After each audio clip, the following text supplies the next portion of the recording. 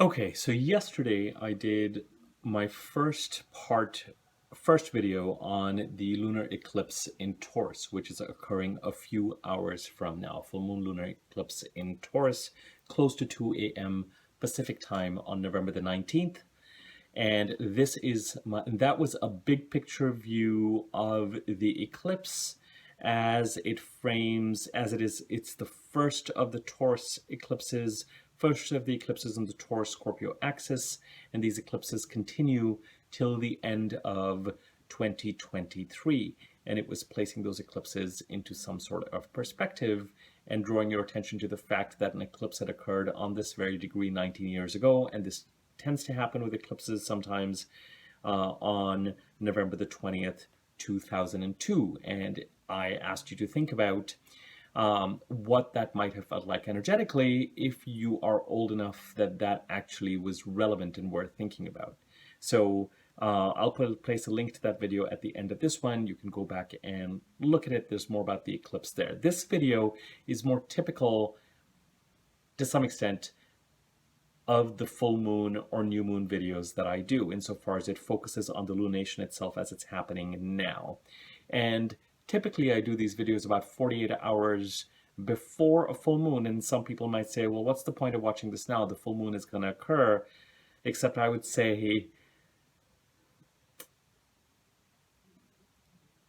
this is a full moon lunar eclipse, and it is the first of 7 eclipses on the Taurus Scorpio cycle, first of 4 eclipses in Taurus over the next 2+ years, and it is encapsulating and encoding a couple of transits.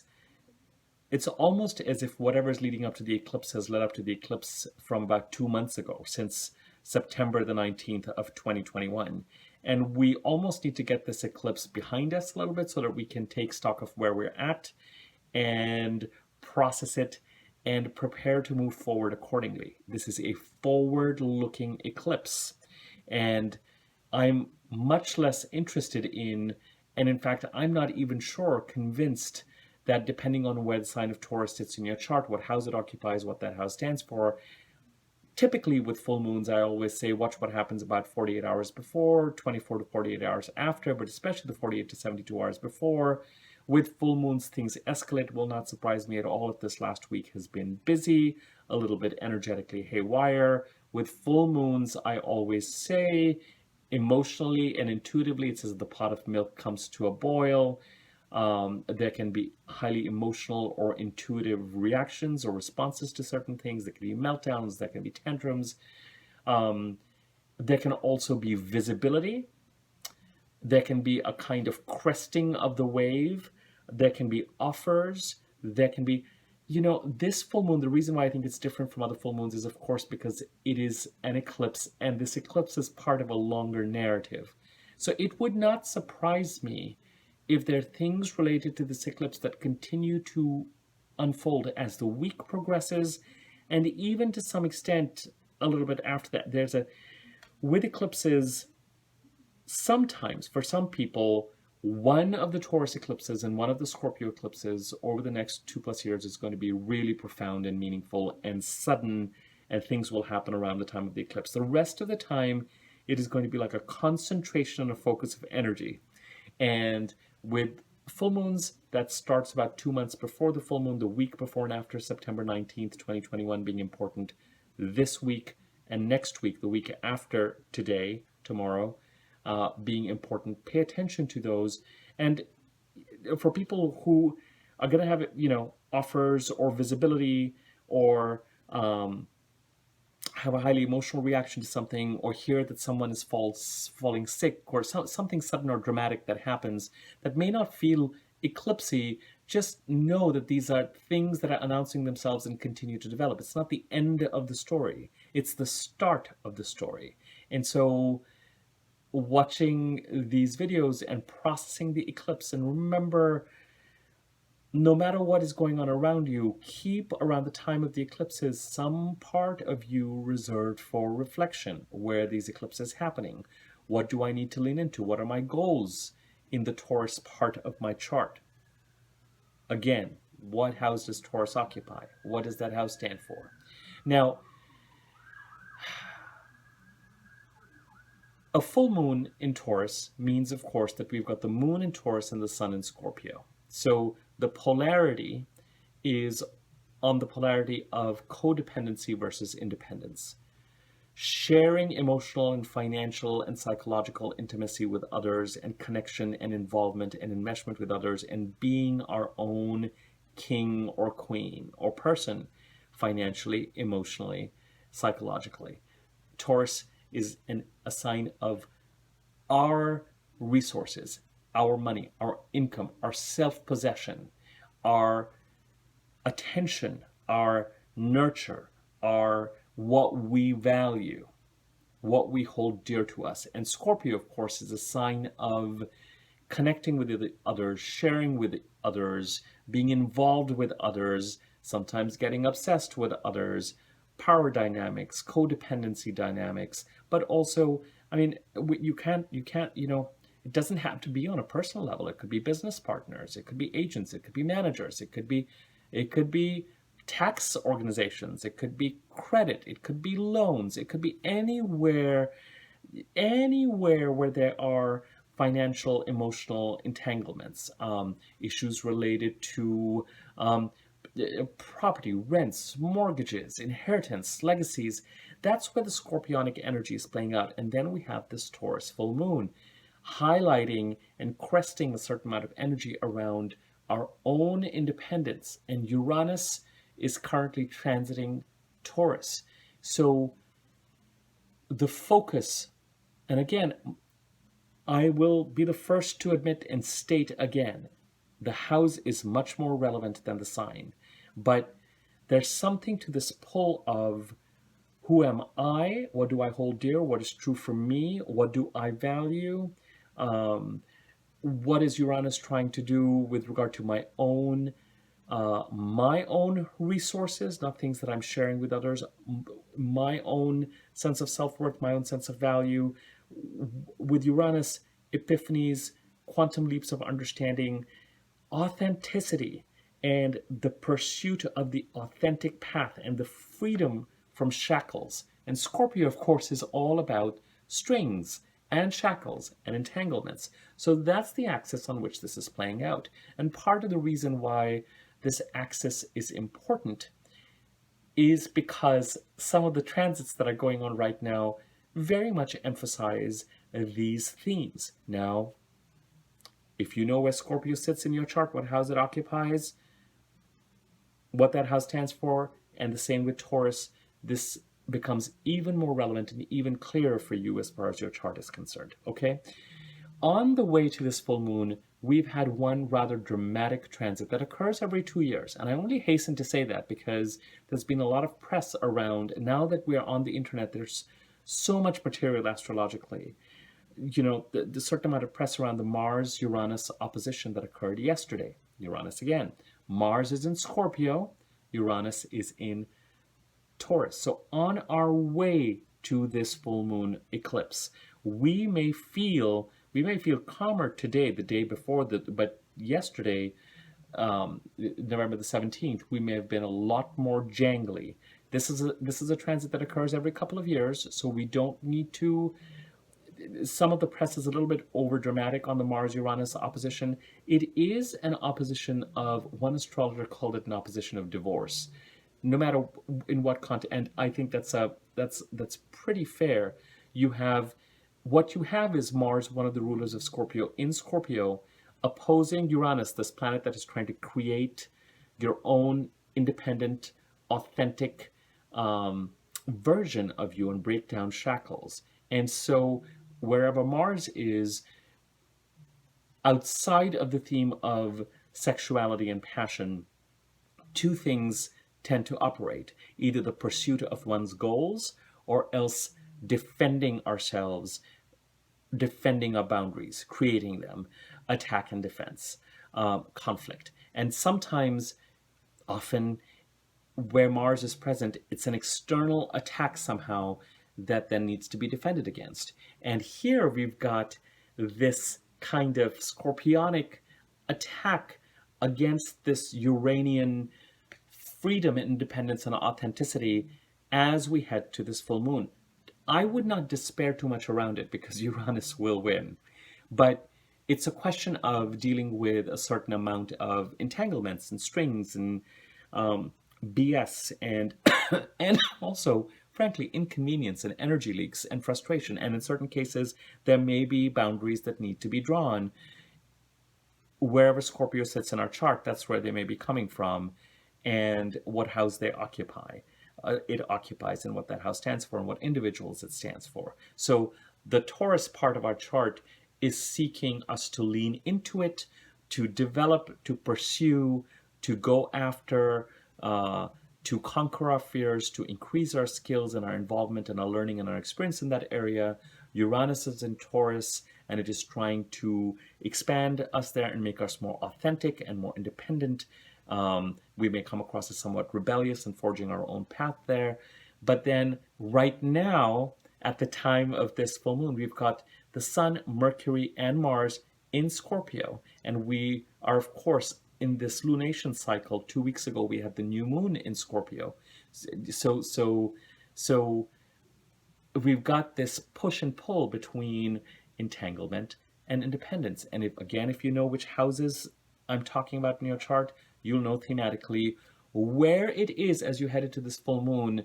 Someone, either you felt that you had goals that you needed to pursue where Scorpio is, or where you feel that someone may be doing something, planting something, have done something that somehow threatens or seeks to capture or enmesh or enweb what Uranus on the other side, on the Taurus side, something to do with your authenticity or independence or what you're trying to create conditions, create some sort of a scorpionic hold on what Uranus is trying to do. But of course, we come into this eclipse, and wherever Taurus is, it has its own momentum. And remember, where Scorpio is, we're going to have 3 eclipses over the next 2 years where you're going to have to release something. So whatever this energy is that is playing out, wherever and whoever is you feel you need to defend yourself against in the Scorpio sector of your chart, just know that the eclipses and this time period is announcing to you that there's something or someone there that ultimately may need to be released. And that release process with those eclipses is also always challenging. You know, a little bit, it can be a little painful. It's a little bit like feeling a little led to having certain expectations of how things would be or how people would behave, and they don't show up that way sometimes. Anyway, we'll continue to develop this theme. In the middle of this press around Mars opposite Uranus, there are 2 transits, very pleasant ones also, that occurred right before this eclipse that people are not talking about. Venus trined Uranus, so Uranus was being opposed by Mars, trined by Venus, so all the news is not bad necessarily. Relationships, there's something, let me keep developing, and Mercury, Mercury trined Neptune. So again, you know, as I've mentioned before, forward-looking, dealing with past issues, squares and oppositions, trines. It's a real mishmash of energy. Now, the full moon lunar eclipse itself forms a couple of transits that are worth mentioning. It squares Jupiter and it trines Pluto. Let's talk about the Pluto trine first. Wherever the sign of Capricorn sits in your chart, a certain transformation has been going on there for a large number of years. I'm going to let you Google when Pluto came into Capricorn. I'm going to let you think about what this radical transformation is that has been going on where Capricorn sits in your chart. And there's something about this eclipse that supports that transformation. There's something about this eclipse that supports that transformation. So when you meditate and when you think about where this rather uncontrollable, slow, steady transformation has been occurring where Pluto sits in your chart, where Capricorn sits in your chart, where Pluto has been transiting, what that house stands for, where Capricorn sits in your chart, and what has been transforming there over the past X number of years. I'll let you look that up. There's something about this full moon that requires it's like saying, try and reach this authenticity and focus on the Taurus part of your chart, because it is going to support this transformation that has been going on. Okay, so there's power behind this full moon and this eclipse. There's a support for a certain transformation, and I beg you to pay attention to where Capricorn sits in your chart and what house that occupies, because this full moon lunar eclipse supports that transformation. Number two, it squares Jupiter in Aquarius. And one of the two transits that, actually, two of the non-lunar eclipse full moon transits that are lit up at the time of this full moon are Saturn squaring Uranus and Mercury squaring Jupiter. So not only does the full moon square Jupiter, but Mercury is getting ready to square Jupiter. Okay, Mercury is also in Scorpio. Jupiter and Saturn are both in Aquarius. And as I have mentioned to you tons of times already, wherever Jupiter is, it's trying to create an ending and a new beginning of a 12-year cycle. Okay, and Jupiter is going to be done with Aquarius by the end of this year. And so the square of this full moon implies that, again, there's something about this Taurus part of the chart and something that this full moon is bringing to light and asking you to focus on and asking you to develop and asking you to get ready to embrace over the next 2+ years, that is required to manifest this new beginning in the Aquarius part of your chart.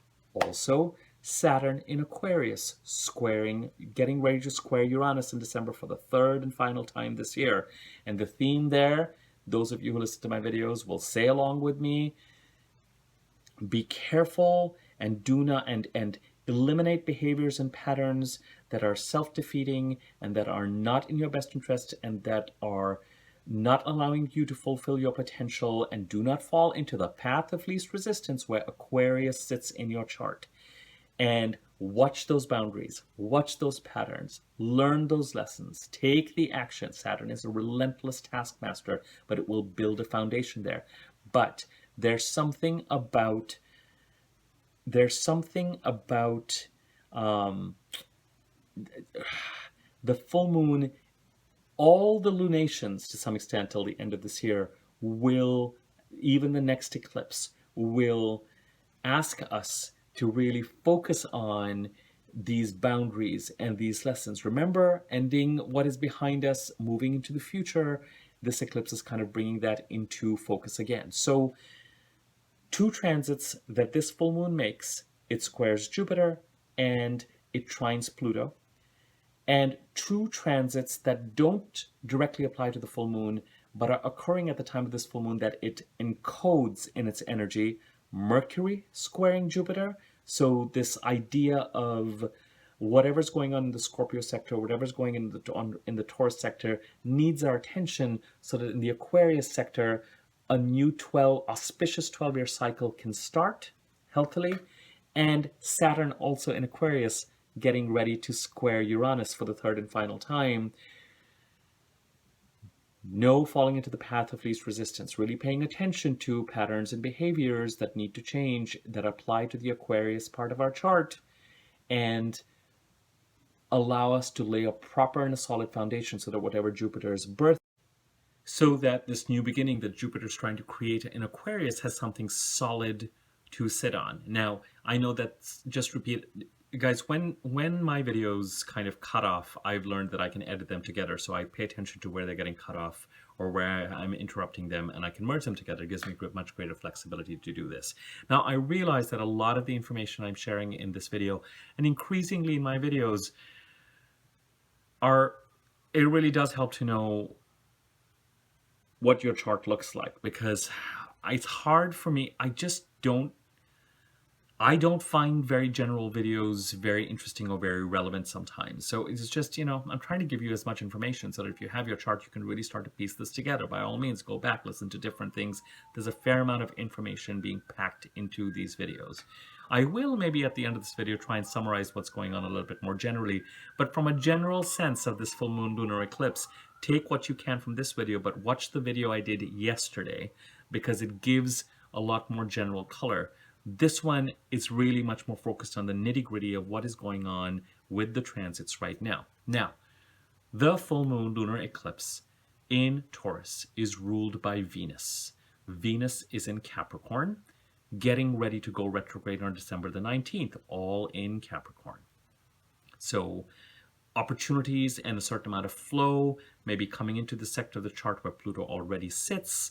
This full moon trines Pluto in Capricorn, and the opportunities will continue to come, but then starting the end of December and into January, there will be a reconsideration that will need to occur with regard to what we value and what we hold dear, and whether we are really in command of our resources and deploying them and using them in our best services or to our best advantage, or whether our money is kind of ruling us and our expenses, and are we working for our money or is our money working for us? Some of that consideration is going to occur. Same to do with relationships when it comes to Venus. We're going to be doing a relationship and a financial evaluation at the end of this year and in January. But Venus is in Capricorn. Capricorn is ruled by Saturn.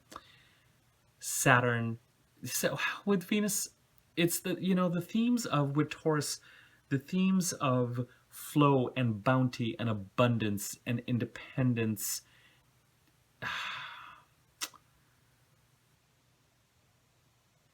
Anyway, I don't want to harp on this because I don't want to take us off track too much. I want you to focus much more. What I've said so far holds. I'm starting to become a little bit more esoteric, and it's going to confuse the issue, and I'm going to stop myself right there.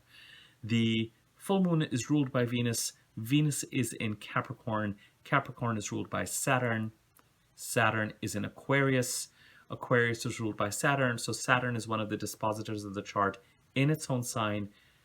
And Aquarius is also ruled by Uranus. Remember that this full moon lunar eclipse encodes this third and final square between Saturn and Uranus.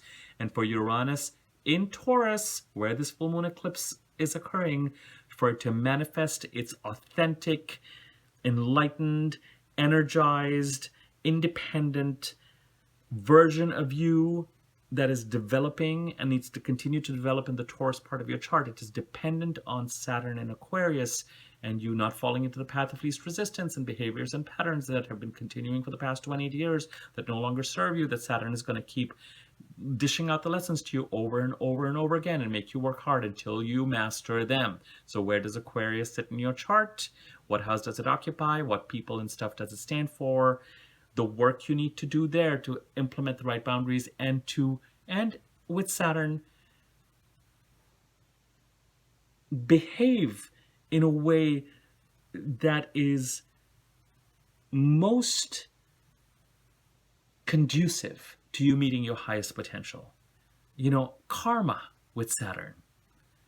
And karma is not just being, sometimes karma, it's always being noble. But nobility is not just allowing crap to take place either. Nobility can sometimes involve healthy boundaries, but nobilities can also involve conscious action to ensure that if conflict can be avoided, that it can, but then when it's not, that the right type of action is taken. Always, I'll use kind of a more Sanskritic word, sattvic action, Sattvic. If you kind of Google it, you'll see. I'm gonna, the right action, the considered, the conscious. The Stoics, like Marcus Aurelius and Seneca, spend a lot of time meditating on what is the right way to deal. How do you deal with something so that it doesn't become a circus? But where it needs to, you need to put your boundaries. You can't, conscious action in that Aquarius part of your chart, so that it gets cleaned up, so that Uranus in Taurus can manifest what it is trying to manifest.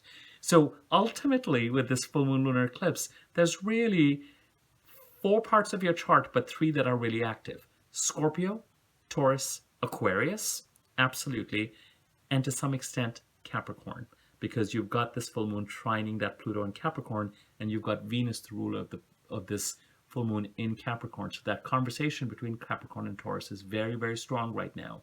Very strong right now. But the action and the dialogue and the synergy and the conflict and the big participants, the 3 cooks in the kitchen are around Uranus and Taurus, where this full moon eclipse is occurring. Scorpio, where Mars and Mercury and the Sun are playing an important role and triggering and playing an important role in this full moon lunar eclipse. And Aquarius, where Saturn and Jupiter, both active participants in transits that are key and important to this full moon and around the time of this full moon, are also playing. So Uranus is in Taurus. Taurus is ruled by Venus, so between Venus and Capricorn, Saturn and Aquarius, and Uranus and Taurus, you've got the dispositors of the chart. You know, money and relationships, the right action, and your authenticity under threat as of a couple of days ago by Mars in Scorpio. Okay, I hope this starts to make sense and coalesce. I'm going to leave it at this. I'm going to talk some more maybe in a future video about all this scorpionic energy. I think it's probably worth reflecting on, and the oppositions to Uranus. Let's see where the transits are going and whether it makes more sense to focus. The Taurus lunar eclipse is a portal into the future, but a lot of the transits that it is referring to are about dealing with the past so that you can embrace this future. But do not treat this full moon like other full moons, where I would do a video 2 days before and we would consider it and we would try and pay attention. This is a much more thought-provoking.